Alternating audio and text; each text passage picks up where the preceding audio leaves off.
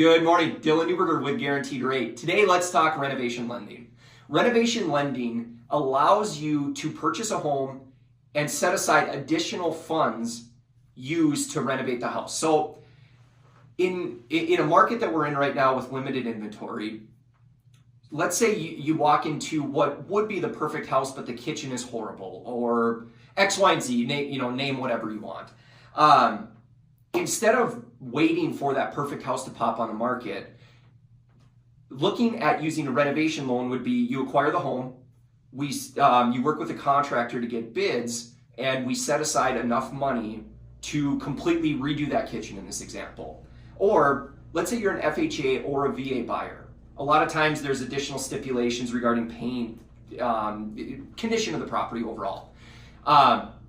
Instead of you coming up with that money to repair the stuff prior to closing, what we do with a renovation loan is we allow you to purchase the home, close on it, pay the sellers out, and then we work with your contractor to fix any of the repairs that are required per FHA or VA. So again, with this limited inventory in our market right now, there's two different lanes that you can kind of go down to utilize a renovation loan. So if you have any questions or want to get the process started, here's how.